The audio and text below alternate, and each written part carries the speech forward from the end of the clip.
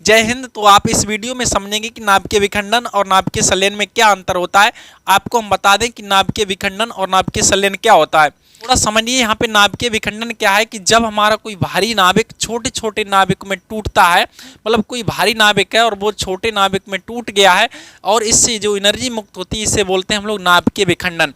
हल्के हल्के नाभिक हैं और वे जुड़ के एक भारी नाभिक तैयार करते हैं और इससे जो एनर्जी प्राप्त होती है इसे बोलते हैं हम लोग नाभिकीय संलयन। अगर आपको नाभिकीय विखंडन और नाभिकीय संलयन में डिटेल में जानकारी चाहिए तो इसके ऑलरेडी वीडियो हम अपलोड कर चुके हैं।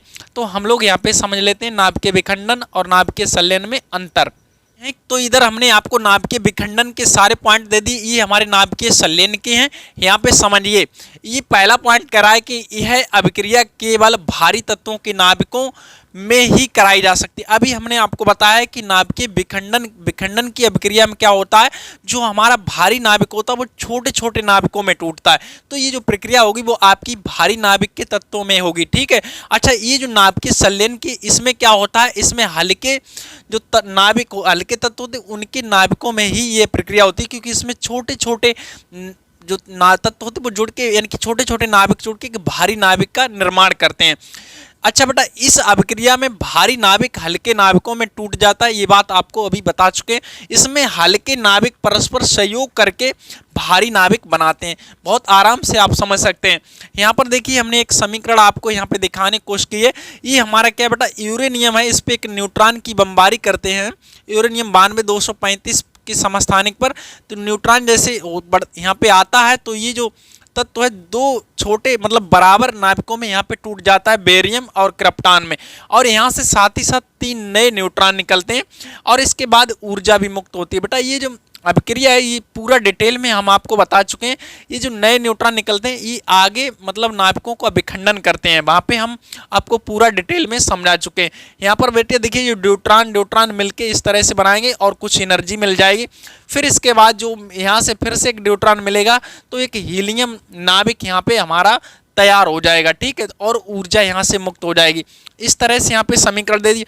दूसरी बात बेटा, ये जो है हमारा इसका पॉइंट अगला है कि यह क्रिया साधारण ताप पर करवाई जा सकती है। जो नाभिकीय विखंडन की अभिक्रिया है ये साधारण ताप पर करवाई जा सकती है, बल्कि ये जो प्रक्रिया हमारी है ये बेटा साधारण ताप पर नहीं, इसके लिए केवल उच्च ताप की जरूरत, ये उच्च ताप पर होगी।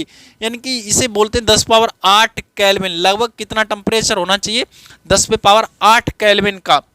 और ऐसा क्यों होता है यहाँ पे समझ लीजिए, इसमें जो हमारे छोटे छोटे नाभिक होते हैं जो परस्पर आते हैं सहयोग करने के लिए, तो ये परस्पर प्रतिकर्षित होते हैं।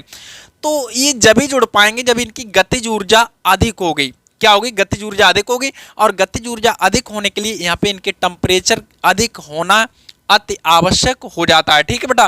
तो ये एक पॉइंट आपका हो गया। इनकी जो नाभिकीय विखंडन की अभिक्रिया है वो साधारण ताप पर करवाई जा सकती है, जबकि नाभिकीय संलयन की जो अभिक्रिया है उसके लिए उच्च ताप की जरूरत पड़ती है, ठीक। पर कह रहा है इस अभिक्रिया में ऊर्जा परिवर्तन की प्रतिशत क्षमता कम होती है, इस अभिक्रिया में ऊर्जा परिवर्तन की प्रतिशत क्षमता अधिक होती है। यानी कि नाभिकीय संलयन में जो ऊर्जा परिवर्तन में क्षमता होती है वो अधिक होती है, जबकि नाभिकीय विखंडन में कम होती है। अगला पॉइंट हमारा आता है, इस अभिक्रिया को नियंत्रित किया जा सकता है। यहाँ पे समझिए बेटा, जैसे जो नाभिकीय विखंडन की अभिक्रिया इसे नियंत्रित किया जा सकता है, मतलब जो इससे जो ऊर्जा प्राप्त होती है इसे हम लोग अपने रचनात्मक कार्यों में इसका उपयोग कर सकते हैं।